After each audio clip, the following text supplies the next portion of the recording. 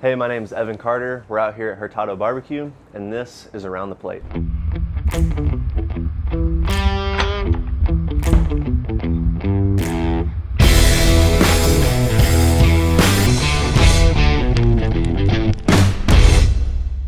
Hey guys, welcome back to another episode of Around the Plate.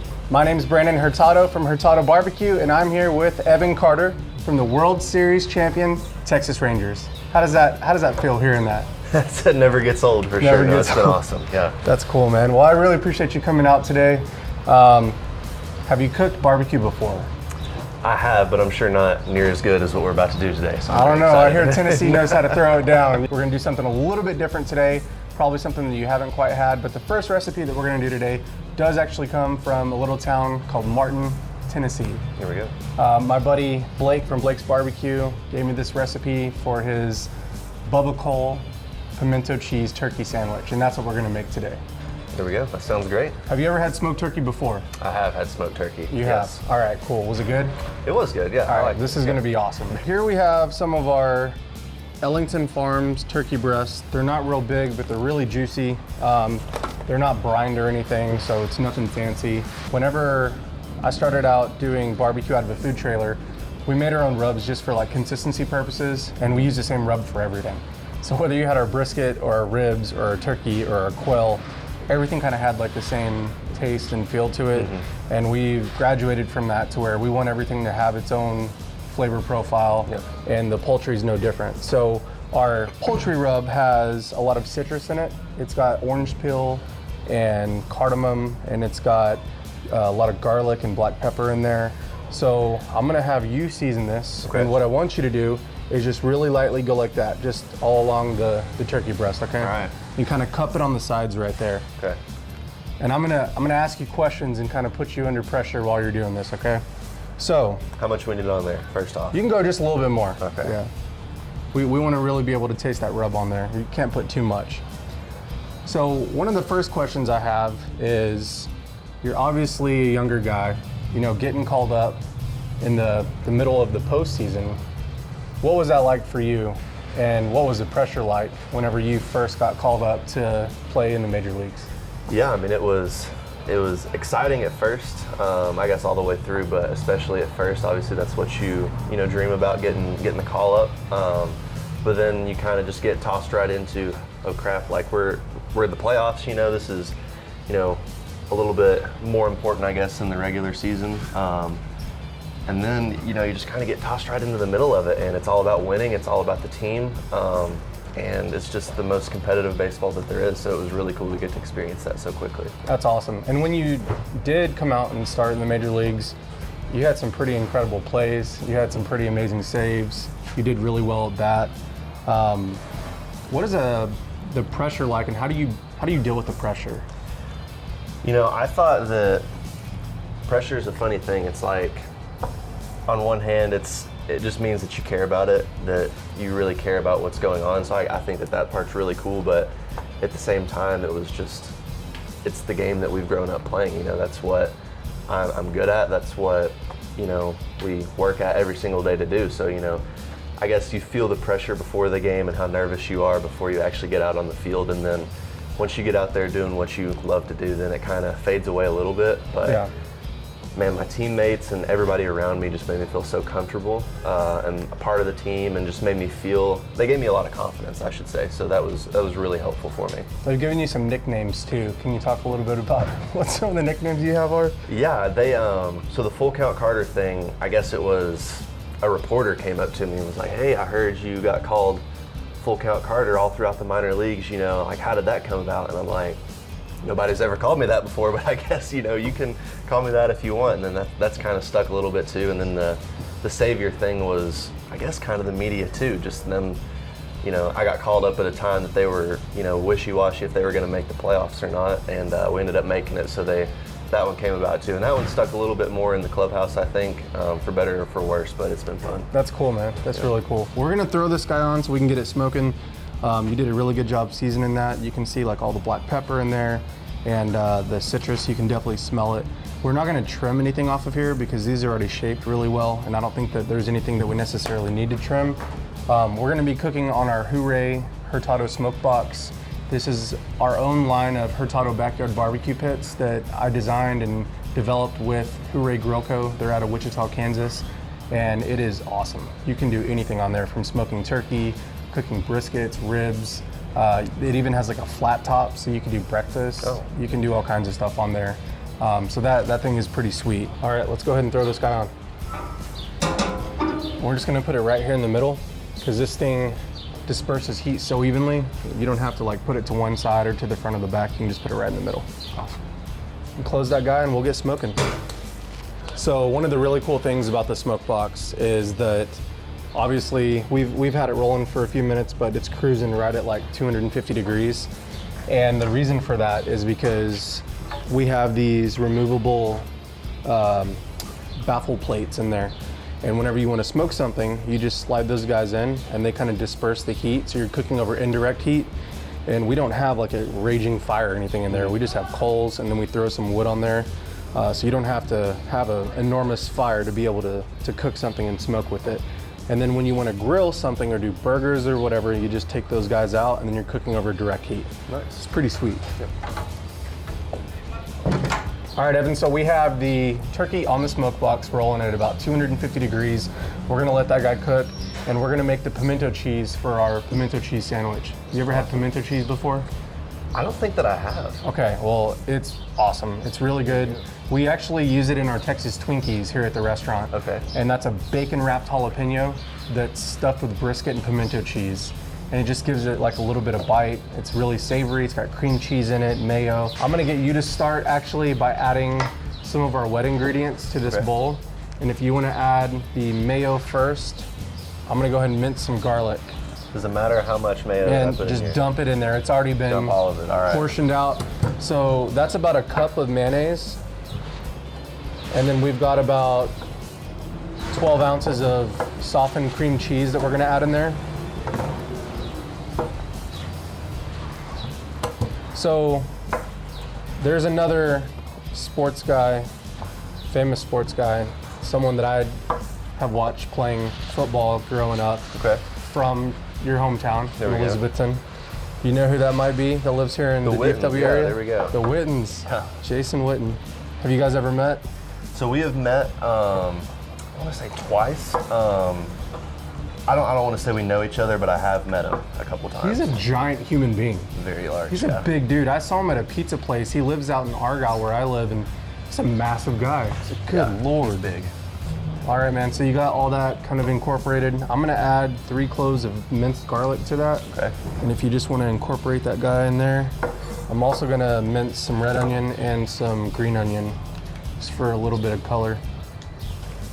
Is there anything that you don't like to eat? I don't like pickles. There we go. Oh, Really a big man. one for me. All right, well, we make our own pickles in-house, Okay. and they're garlic habanero pickles. I'll try one for Really you if you good. want me to. Okay, that would be great. You'll make my wife happy. It's her recipe. My wife loves pickles, so I'm a big pickle guy. you just let me know if I'm not doing this right. No, dude, it looks great. That's good. Let me see. Some of that cream cheese, you gotta just work it a little Clumps up bit. a little bit, huh? It's still kind of cold, so you just gotta kind of work it a little bit.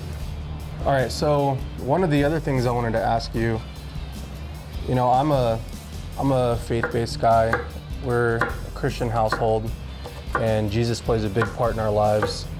You know, I know that you are a believer as well. How does that come out, you know, you being a Christian on the field, in the clubhouse? What does your faith mean to you?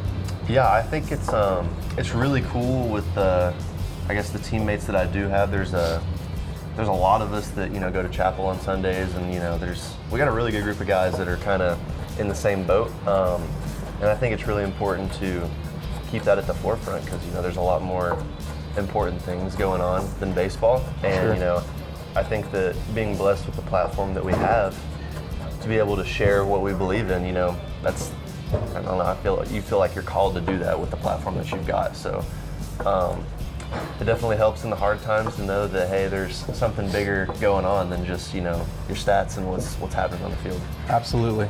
Awesome. So this is my son, Bennett Clay. Can you pound it with Evan? There we go. He plays baseball too. Probably better than I am, huh? Yeah. Hey, Bennett, can you help us and add some more cheese in that bowl right there, please? Sure. Thank you. Good manners. Nice. You like cheese? Yes. All right. Okay, thanks for your help, buddy. We'll see you in a little bit. Awesome. All right, so we're gonna add some extra cheese in there. Okay. And then I'm gonna add this red onion. Okay.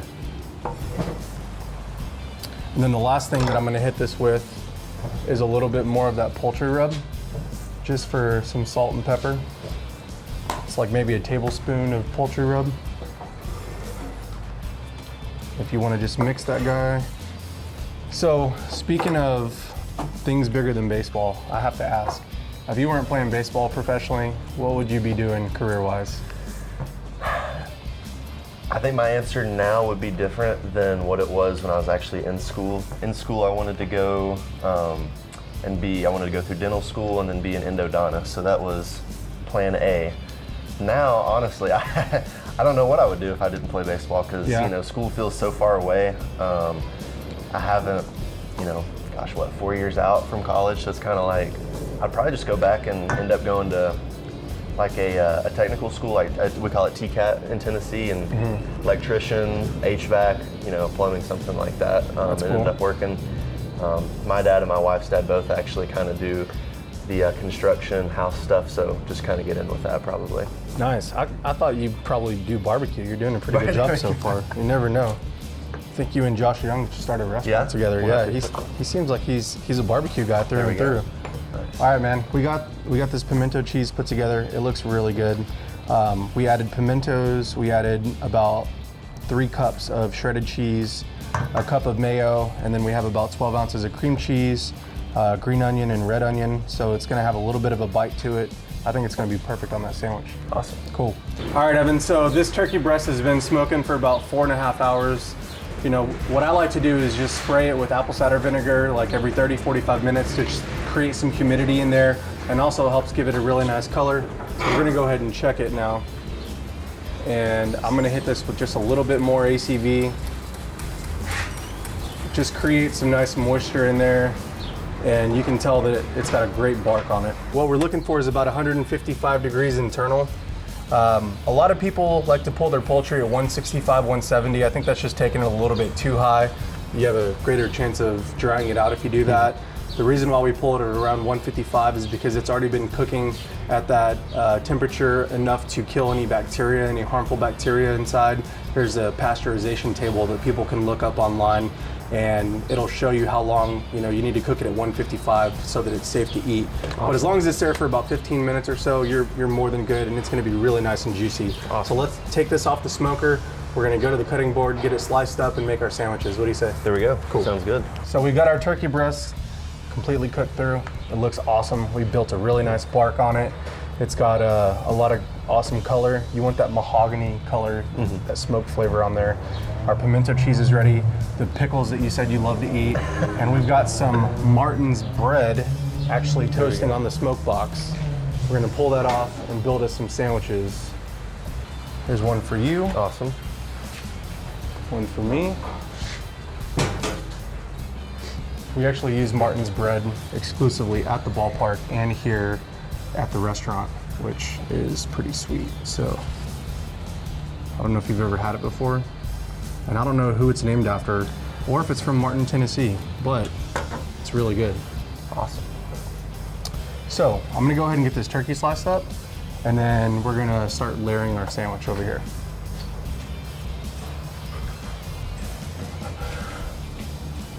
You can tell there's a lot of moisture in there. It's nice and juicy.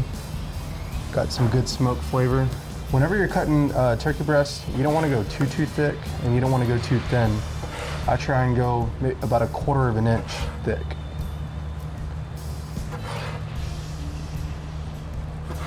Tell you what, I'm gonna let you cut some too. All right.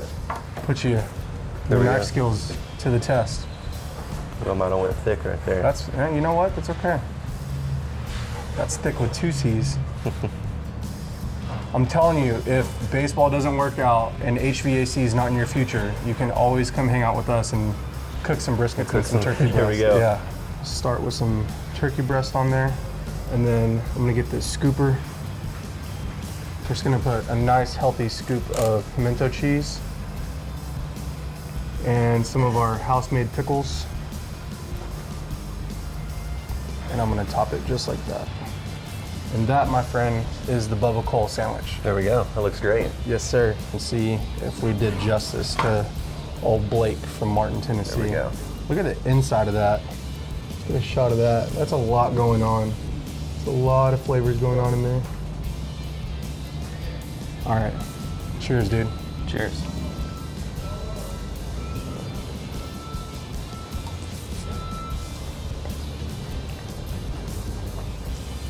It's delicious. That's pretty dang good. So the creaminess from the pimento cheese, you get a little bite from the pickles, the garlic and habanero, smokiness from the turkey. It's got like a lot of flavors going on in there. Put Tennessee on the map with that one. There we go.